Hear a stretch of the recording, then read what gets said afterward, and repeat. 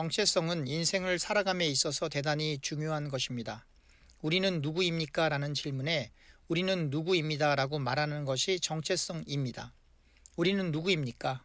우리는 하나님의 백성이요, 하나님의 자녀이요, 예수님의 제자입니다. 다만 우리가 이러한 정체성을 가지고 있음에도 불구하고 떳떳하게 저는 하나님의 백성입니다, 저는 하나님의 자녀입니다, 저는 예수님의 제자입니다 라고 말하는 것이 부끄러운 이유는 우리의 삶과 행동이 이 정체성을 뒷받침해 주지 못할 때가 너무 많이 있기 때문입니다. 오늘의 본문에서 미가 선지자는 이스라엘 백성에게 하나님의 변함없는 사랑과 불쌍히 여기심, 다시 말하면 하나님의 긍휼이 임할 것이라고 예언합니다. 그 이유는 이스라엘 백성이 도덕적이어서가 아닙니다. 이스라엘 백성이 선행을 많이 해서도 아니고 이스라엘 백성이 인격적이어서도 아닙니다. 이스라엘 백성이 구제를 많이 해서도 아니고 이스라엘 백성이 하나님의 말씀을 잘 준행해서도 아닙니다. 반대로 이스라엘 백성은 부도덕했고 목이 곧은 고집불통의 교만한 사람들이었으며 하나님의 말씀을 가볍게 여기고 하나님의 말씀에 불순종했습니다. 그리고 하나님께 범죄하였습니다. 도저히 용서받을 수 없는 죄인들 중에 죄인이 이스라엘 백성이었습니다. 이스라엘 백성은 이루 말할 수 없을 정도의 하나님의 사랑과 보호하심, 그리고 기적을 직접적으로 혹은 간접적으로 체험했습니다. 하지만 하나님의 말씀을 제일 먼저 받은 이스라엘 백성은 하나님을 경외하지 않았고 하나님을 배반하고 우상까지 섬겼습니다. 더 심각한 것은 그 우상을 일반 백성들만 섬긴 것이 아니라 제사장들과 이스라엘의 왕들까지 우상을 섬기는 일이 발생하였습니다. 하나님이 보낸 수많은 선지자들을 조롱하고 괴롭히고 핍박했던 이들이 바로 이스라엘 백성이었습니다. 하지만 이스라엘 백성 가운데 하나님이 선택한 하나님의 사람들이 있었습니다. 이스라엘 백성이 하나님의 백성이 된 것은 하나님이 아브라함과 야곱과 같은 이스라엘 조상들을 통하여 언약을 체결하신 이유는 하나님의 작정과 선택 때문이었습니다. 이스라엘의 범죄에도 불구하고 이스라엘을 하나님께서 포기하시지 않으셨던 것은 하나님께서 이스라엘 백성 가운데서 선택하신 하나님의 사람들을 향한 하나님의 변함없는 사랑 때문이었습니다. 이스라엘이 범죄의 온상에 있음에도 불구하고 선택된 하나님의 사람들이, 선택된 하나님의 남은 자들이, 선택된 하나님의 종들이 하나님의 은혜를 통하여 그 빛을 잃지 않고 회개하고 하나님께 돌아오게 되었던 것입니다. 우리 역시 마찬가지입니다. 범죄하는 이스라엘 백성 가운데 선택된 사람들과 우리의 차이가 무엇입니까? 우리 역시 이스라엘 백성들처럼 하나님의 말씀을 가볍게 여기고 하나님의 말씀을 무시하며 하나님의 말씀에 불순종할 때가 얼마나 많이 있습니까? 이스라엘의 왕들이 경건한 이스라엘 백성들의 지지를 얻기 위해 예배와 절기를 지켰지만 또한 자신의 정치적 야망과 육신적 쾌락을 위하여 이방 자신들도 아무런 부끄럼 없이 섬겼던 것처럼 우리 역시 하나님의 축복을 구하면서 세상에서의 성공과 쾌락을 추구하고 좁은 문보다는 넓은 문을, 십자가의 길보다는 유명해지고 칭찬받는 길로 하나님의 영광을 위하여 절제하고 자기 자신을 부인하는 삶보다는 쾌락과 인기를 쫓으며 자신의 성공을 위하여 예수님을 이용하고 있는 죄악을 범하고 있지는 않은지 생각해 보게 됩니다. 하나님께서 범죄하는 이스라엘 백성 가운데 하나님이 선택하신 하나님의 사람들이 끊어지지 않도록 거부할 수 없는 은혜와 성신을 부어주신 것처럼 우리 역시 우리의 죄악에도 불구하고 예수님을 향한 믿음이 변하지 않는 것은 하나님의 전적인 은혜인 것입니다. 예수님을 향한 우리의 믿음은 우리의 의로부터 시작한 것이 아니라 철저히 하나님의 의로부터 시작되고 완성되는 것입니다. 그래서 우리는 할 말이 없습니다. 그저 하나님 감사합니다. 이 모든 것이 하나님의 은혜입니다라고 고백할 뿐입니다. 그런데 어떤 교만한 사람들이 내가 예수님을 믿었다고 말합니다. 그리고 내가 이렇게 예수님을 믿고 내가 이렇게 경건하게 신앙생활을 하기 때문에 나의 믿음으로 나의 의로 구원을 받은 것이라고 하면서 다른 사람들을 정죄합니다. 너는 왜 그렇게 예수님을 못 믿고 있니? 너는 왜 나처럼 경건한 삶을 살 수 없니? 너는 왜 나처럼 헌금을 더하지 못하니? 너는 왜 나처럼 교회 봉사를 더하지 못하니? 라고 말입니다. 이들이 가지고 있는 신앙의 출발점은 하나님이 아니라 나입니다. 그러나 성경은 나로부터 시작하는 신앙가는 하나님이 주신 믿음이 아니라고 직설적으로 설명하고 있습니다. 요한복음 6장 35절에서부터 40절입니다. 예수께서 이르시되 나는 생명의 떡이니 내게 오는 자는 결코 줄이지 아니할 터이요 나를 믿는 자는 영원히 목마르지 아니하리라. 그러나 내가 너희를 이르기를 너희는 나를 보고도 믿지 아니하는도다 하였느니라. 아버지께서 내게 주시는 자는 다 내게로 올 것이요 내게 오는 자는 내가 결코 내쫓지 아니하리라. 내가 하늘에서 내려온 것은 내 뜻을 행하려 함이 아니요 나를 보내신 이의 뜻을 행하려 함이니라. 나를 보내신 이의 뜻은 내게 주신 자 중에 내가 하나도 잃어버리지 아니하고 마지막 날에 다시 살리는 이것이니라. 내 아버지의 뜻은 아들을 복고 믿는 자마다 영생을 얻는 이것이니 마지막 날에 내가 이를 다시 살리리라 하시니라.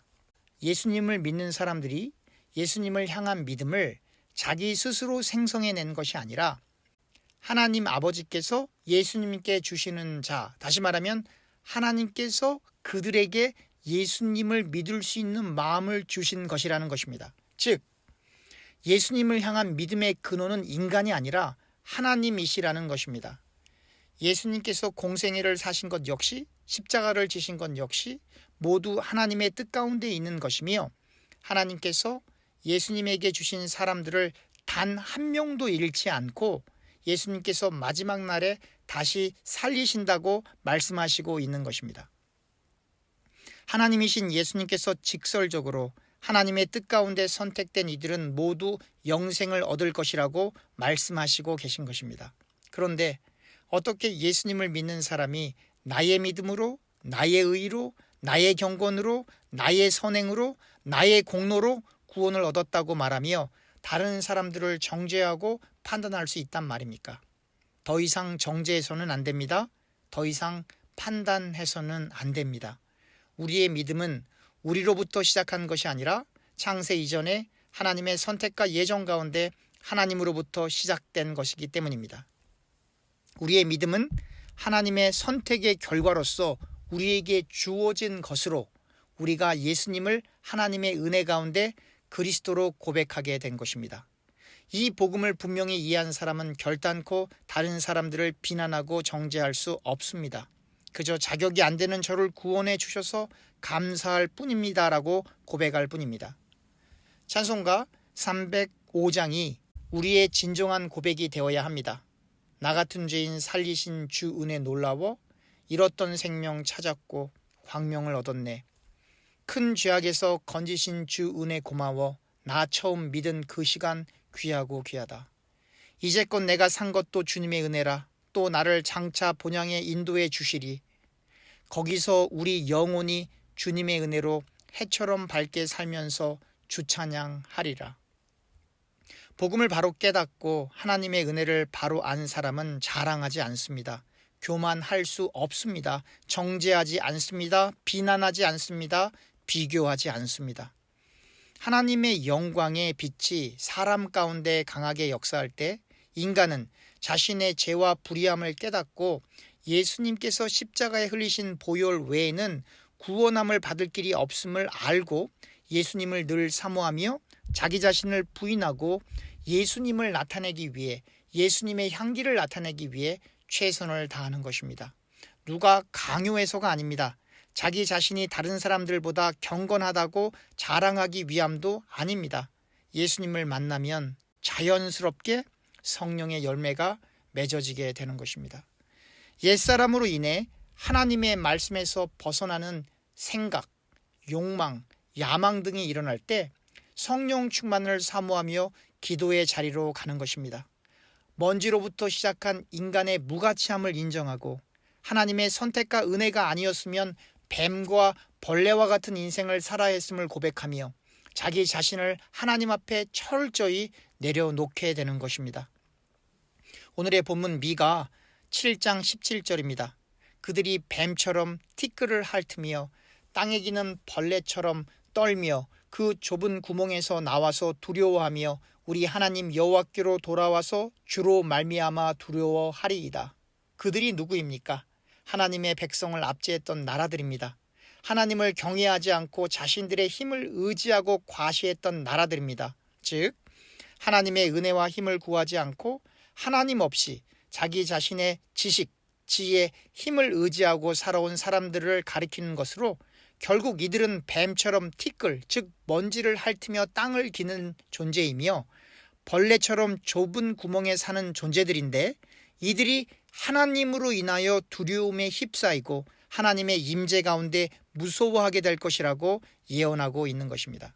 바로 이 뱀과 벌레가 세상에서는 화려할지 몰라도, 세상에서는 높은 자리에 있을지 몰라도, 세상에서는 많은 재물과 큰 힘을 가지고 있을지 몰라도 하나님의 은혜를 입지 않은 인간들의 실체이고 그 누구도 예외 없이 하나님의 덮어주심 없이는, 하나님의 무조건적인 선택과 불가항력적인 은혜 없이는 구원을 받을 수 없다라고 성경은 단언하고 있는 것입니다.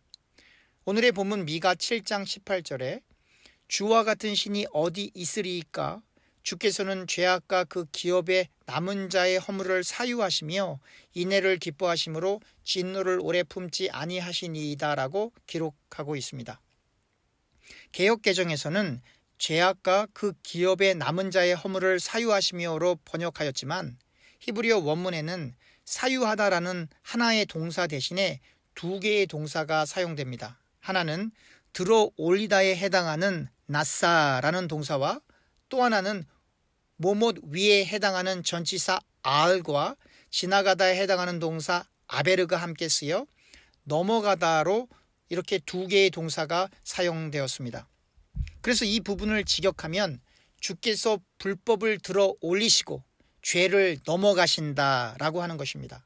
그런데 출애굽기 12장 23절에 지금 방금 설명한 미가서에 기록된 지나간다의 의미를 가지고 있는 아베르의 동의어로 지나가다, 즉 파사와 미가서에 나온 똑같은 전치사 뭐뭇 위에 해당하는 알이 사용되었습니다. 출애굽기 12장 23절입니다. 여호와께서 애굽 사람에게 재앙을 내리려고 지나가실 때에 문 임방과 좌우 문설주의 피를 보시면 여호와께서 그 문을 넘으시고 멸하는 자에게 너희 집에 들어가서 너희를 치지 못하게 하실 것임이니라.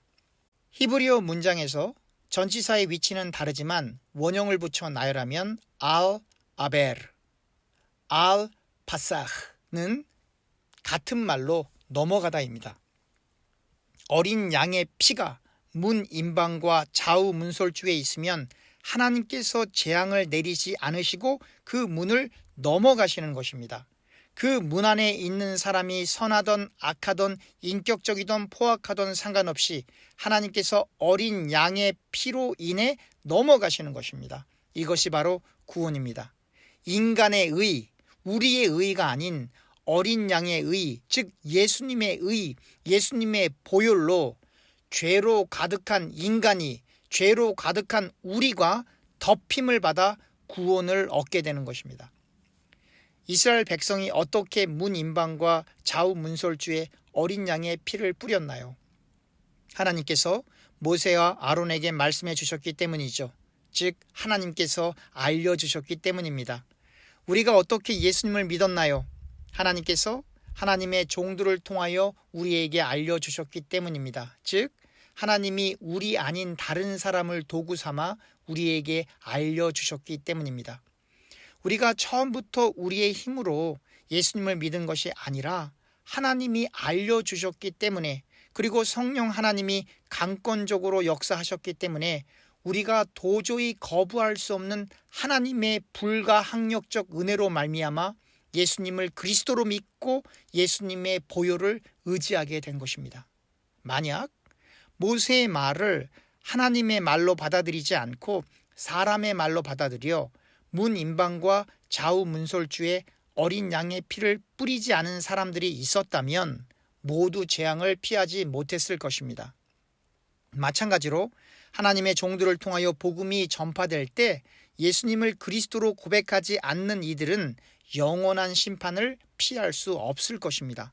그러나 예수님을 그리스도로 받아들이건 혹은 받아들이지 않던 그 모든 것이 하나님의 선택과 예정 그리고 하나님의 주권하에 있음을 성경은 단언하고 있습니다.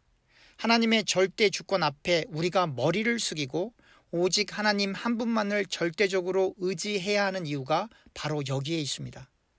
그러면 어떤 사람들은 이건 불공평해요 라고 말할 수 있습니다.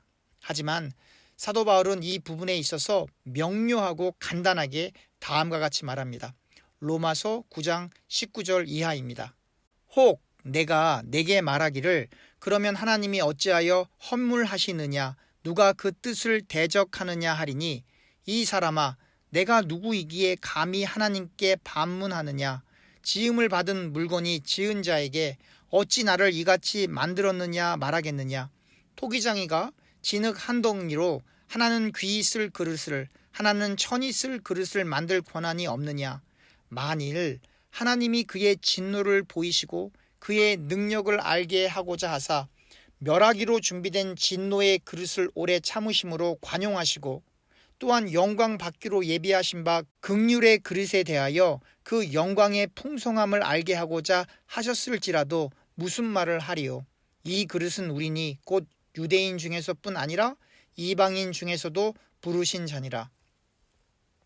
토기장이가 그릇을 만드는데 만들어진 그릇들이 왜 나를 이렇게 만들었냐고 해봐야 소용이 없듯이 토기장이이신 하나님께 인간들이 자신의 논리로 이해가 되지 않고 불공평하다고 말해봐야 소용이 없다는 것입니다.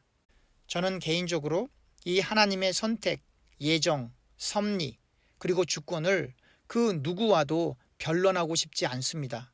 왜냐하면 하나님이 선택하지 않은 사람에게 하나님의 무조건적인 선택과 불가항력적 은혜를 인간의 언어와 논리로 설득할 수 없기 때문입니다. 주님께서 다메섹 도상에 있는 사도 바울에게 불가항력적으로 만나 주셔서 바울이 눈을 뜨지 못했던 것처럼 그리고 눈을 떴을 때에는 세상의 눈은 감기고 하나님의 말씀에 사로잡혀 일평생 복음을 전하다 하나님의 뜻대로 순교의 자리로 갔던 것처럼 저와 교우님들도 영안이 열려 세상을 향해서는 눈이 감기고 철저히 성령의 인도함을 받으며 성령의 충만함을 받기를 소원하는 마음으로 신앙생활할 수 있기를 간절히 소원합니다. 기도합시다. 하나님, 우리는 하나님의 도움 없이는 한시도 우리의 믿음을 지킬 수가 없습니다. 또한 성령 하나님의 인도하심 없이는 말씀을 사모할 수도 없고 이해할 수도 없고 말씀을 지킬 수도 없습니다. 하나님께서 저희를 불쌍히 여기셔서 저희를 선한 길로 인도하시고 우리의 마음속에 금보다 귀한 믿음, 어떠한 상황과 여건 속에서도 흔들리지 않는 믿음을 주셔서 늘 예수님과 동행하는 귀한 삶을 살 수 있도록 도와주시옵소서. 예수님의 이름으로 기도합니다. 아멘.